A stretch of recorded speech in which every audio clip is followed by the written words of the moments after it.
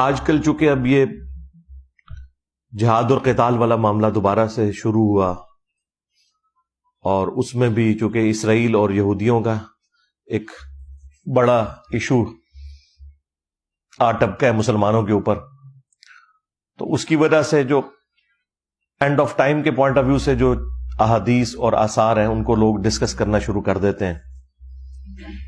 اور یہ صرف آج کل کے اسکالرز نہیں ہیں، ماضی میں بھی لوگوں نے بڑی کتابیں لکھی، اور اللہ کے فضل سے جتنی پیش گوئیاں کی کوئی ایک بھی صحیح ثابت نہیں ہوئی۔ اور اس کی وجہ یہ ہے کہ جب تک کوئی انسیڈنٹ ہو نہیں جاتا آپ وثوق کے ساتھ کسی چیز کے بارے میں کچھ کہہ نہیں سکتے۔ اب یہ کہنا کہ جی جب انسیڈنٹ ہو جائے گا تو اس کے بعد تو سب کو پتہ چل جائے گا، نہیں جناب، اس کے بعد بھی سب کو پتہ نہیں چلتا، سوائے ان لوگوں کے کہ جو لوگ خدا کو سیریس لیتے ہیں۔ تو کہتے ہیں کہ پہلے بتایا جائے تو اس کا فائدہ ہے، تو پہلے تو نبی صلی اللہ علیہ وآلہ وسلم نے ساری چیزیں بیان فرما دی، اور ظاہر ہے یہ ان لوگوں سے متعلقہ ہے جن لوگوں کے زمانے میں اس طرح کا معاملہ آئے گا، ورنہ آپ غزوہ ہند کو دیکھ لیں تو پچھلے 1000 سال سے غزوہ ہند ہو رہا ہے اور ابھی تک ہوا نہیں ہے۔ اس کے اوپر لوگوں نے چندے کھائے، لوگوں نے لوگوں کے بچے ذبح کروا دیے، اور اسی طریقے سے تماشا چلتا رہا۔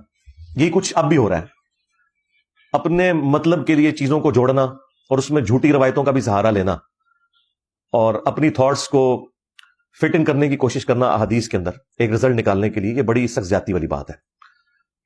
اور جو کوئی اس طرح کی حرکت کرتا ہے، لوگ کہتے ہیں جی وہ دیکھیں جی انہوں نے تو بڑی پیاری اس کی تفصیل بیان کی ہے۔ اب ان سے پوچھیں گے جو آپ تفصیل بیان کر رہے ہیں، کیا یہ تفصیل اس طریقے سے قرآن و سنت میں وارد ہوئی بھی ہے؟ تو وہ آپ کو بتائیں گے کہ جی ہمارا خیال ہے۔ تو انہیں بتائیں کہ جو آپ کے بزرگ تھے وہ بھی یہی حرکت کرتے رہے، کتنے بڑے بڑے فقہا اور محدثین مفسرین گزرے ہیں جنہوں نے یہ اسیسمنٹ کی تھی کہ یہ امت 1000 سال سے اوپر نہیں جائے گی اور قیامت قائم ہو جائے گی۔ اللہ کے فضل سے 15ویں صدی میں بیٹھے ہوئے ہیں۔ تو کم از کم آج کل کے جو تخمینہ لگانے والے لوگ ہیں، ان کی یہ اخلاقاً ذمہ داری ہے کہ اپنے ان بزرگوں کو کم از کم جھوٹا ڈکلیئر کریں۔ اگر جھوٹا نہیں کہہ سکتے احتراماً تو یہ تو کہیں کہ ان کے تخمینے غلط ہیں، تو پھر ہم یہ کہیں گے کہ اگر آپ کے بابوں کا یہ حال تھا تو سیدھے شاہی کوئی نہیں۔ ہاں، تو یہ والی حرکتیں کرنا، مجھے بھی مختلف لوگ ویڈیوز مختلف اسکالرز کی بھیج رہے ہوتے ہیں۔ اب میں نام نہیں لیتا چونکہ آپ لوگوں کو پتا ہے کہ یہ کون سے اسکالرز ہیں جو یہ اس قسم کی تباہ آزمائی کر رہے ہوتے ہیں۔